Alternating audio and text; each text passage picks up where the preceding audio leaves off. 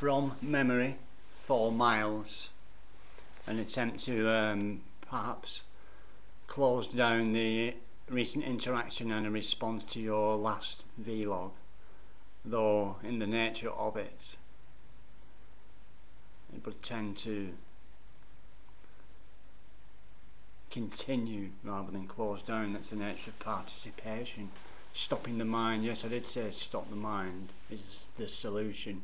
Sloganeering, I shouldn't really do such slogans as that. I do not actually understand the implications, the direction there, having picked it up elsewhere, though what I do know is that, well, my most recent consideration on such a thing is, could you actually stop the mind, it being existently actual,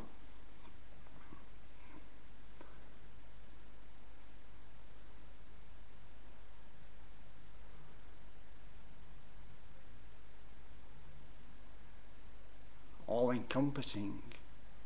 Could you actually stop it? Well, I'm not sure that it could be stopped, though what one can do is stop participating within it and as it. Participation, it's an important understanding that to stop something, stop participating in it, and therefore to stop any interaction between us, one of us, and then both of us. Well, one of us would have to stop the participation, the instigation, the continuation, and then eventually the other would stop, even if the other continued out of some malice, some spite, some anger, some aggravation. Interesting, they would all be negativities,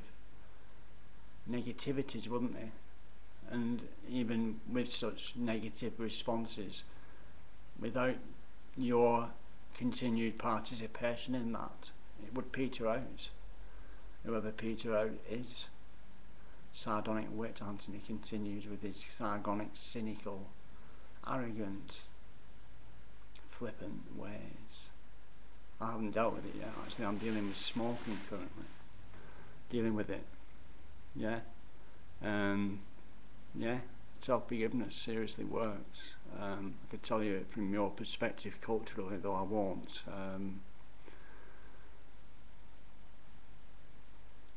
What I will say though is, having watched the matrix of language, and I left my comments, and I will repeat, it's very intellectual for me. It's so intellectual that it's sort of difficult for me to comprehend, difficult for me to follow, though no less I understood what it was you were saying. Though the reference points, when they come up, the theories and the people who made them, it's sort of, and there's a similar thing to when you reach a word and you don't understand it. If you go past it without getting a definition for it, you won't be able to absorb any more words within the whatever it is you're reading. And the same thing happens with your videos. As soon as you tell me a theory and someone's name and I don't know it, I can't relate to it, my mind switches off, or well, it must be my mind, my perception was going to be my next thing. Perception is of the mind, and the mind is not us. That is a fact. Might sound like opinion and could be construed as opinion by someone who doesn't believe that, or hasn't considered it, or doesn't understand what it is that I am saying with that. And I realise that I have not said that as well as might be there. Well, the problem here really is I started making this vlog on the free bus on the way back from the supermarkets, and the closer I got to being able to make it, I had to turn the computer on, and I made myself a cup of tea, got some garlic ready, turned the oven on to put a pizza in. I just got cheap, don't normally eat pizza. I've got It's got ricotta cheese on. I don't know what animal it's from. I didn't check. I mean, I don't really eat animal products for various reasons. Though when there's something cheap on the shelf and I need a snack, which I do before I make some leek and potato soup for my evening meal. So whilst I started the vlog on the bus, the closer I got to doing it, the more intense I started doing it in my head, and that's dissipated. I could have sort of left it, and I don't know how long the loop would be before it comes back round, and well, you know, we'd probably be re-interactive before then in any case. And so it is a mistake to think rather than do thoughts program as well as words, and that's interesting that you understand the programmable nature of words. Yet you open your videos with negative self-definitions, and your use of words is very ambiguous. The word perhaps, it's a very comforting word, the word perhaps. It sort of absolves one from accepting responsibility from what one has stated, and it does create space for movement. So I'm just quite surprised that, you know, you understand the programming nature of words, the magical value of words, let's say. I mean, it was you who wised me up to the 160,000 words that Shakespeare or Bacon or Dee added in between 1550 and 1600 to the English language. I'm interested to know where you got that reference from, actually, because that is in my sphere of research, ultimately words. So I'm surprised that you understand the programmable, magical nature of words, yet the words you use they ain't focused. And seriously, it is all about words. Words are programs, thoughts are programs also.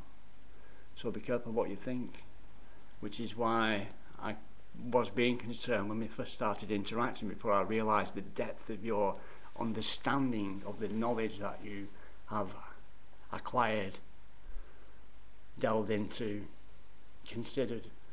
That was why I was being concerned, because, you know, yourself out there, people don't really, they just develop opinions because they feel that it fits their ego, their personality, they want to be seen. I'll say that because that makes me appear to be like that, and therefore no consideration for it comes from. It's like that satanic thing.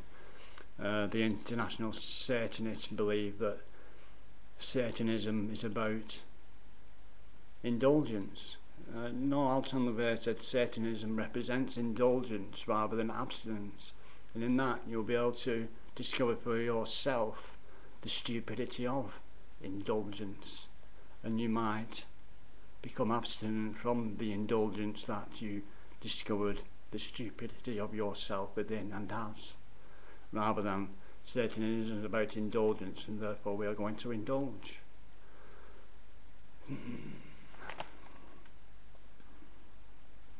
We're not thick, you know.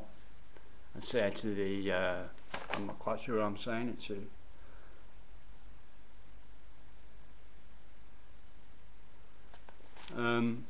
Interesting, I made some notes. We're not thick, you know. I was going to make a vlog earlier. We're not thick, you know. WIERNOTFIKUNO. And it leads to Miles and your intellectualism, and then to Corey, and then to man, and etc. But it's about, you know, the kids on the street. They ain't thick. They're not thick, and dumbing them down doesn't actually take away their intelligence, the level of intelligence at all. They just sort of start utilising it in different ways and become manipulatively deceptive, because it don't pay to let the man know that you're wise. And that's why your intellectualism is sort of an elitist. I mean, everyone's privileged in England. I don't know how privileged you are. I mean, you went to university prior to days when, obviously, these days, when education was completely free. I guess. I mean, I don't know. I haven't been to university. I got expelled. I got expelled from school eventually for having a secret smoking club. Let me tell you about that. I mean, I'm not sure I'm going to be able to remember any more of the points I was responding to. Let's get this out for anyone else viewing.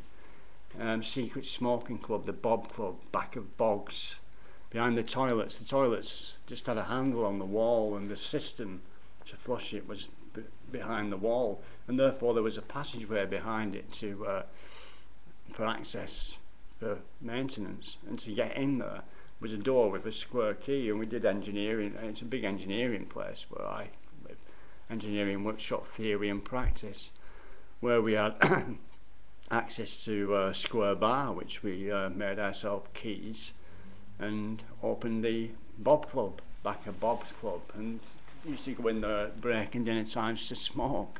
And then what we did was we started to have a competition sort of distraction, some entertainment, where we stole all the salt and pepper pots out of the dining hall, so that every morning in assembly, which was quite a big assembly, it's so big that we used to sit at the back and shout out inadvertently words. Just shout a word out in the middle of the headmaster's lecture to the students. So we stole all the salt and pepper pots, so every assembly was, and all the salt and pepper pots are still missing, and therefore there's no time. We're just all sat at the back laughing at our socks off.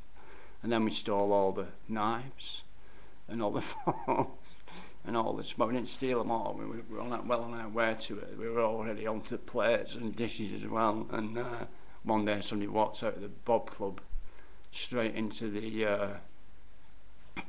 arms of one of the heads. So I ripped the floorboards up me and dropped down into the girls' toilets, which was directly below, and had the similar thing. And you could, it's one thing, if you undo the latches, you can kick the doors open. You don't need a key when you're inside such things. Climbed out the window because there was a teacher in the corridor, though I had to run past. I didn't have to run past. There were two. Could have run left or right, and I ran right, and going right meant I went past the window, and the teacher was stood facing the window, so he saw me. If I'd run left round the block, well, somebody would have grasped me up anyway, because I didn't just get expelled. Well, I got expelled for that. I'd been suspended quite a few times already. We dug the cricket. We had the best cricket pitch in Lancashire schools. We dug our initials into it one foggy dinner time. It was that foggy we could smoke our cigarettes directly in front of the main entrance, and they couldn't see us. So after doing that, we went to the it's not funny, I accept, though a 15-year-old maladjusted, my father teaches maladjusted children. His own family was more maladjusted, well, his own family was as maladjusted as the children he taught, which never got my head around that one, actually. And it was 1974, might have been 72, sometime between 72 and 74, when the Free George somebody or other dug the cricket pitch up during the test at Headingley in Leeds, and it was a protest, and we just did it for a laugh, because we'd been glamoured by it. It was on the news. It's what we thought. Well, we'd been programmed to do it, haven't we? I had anyway, apparently. What else? Yeah.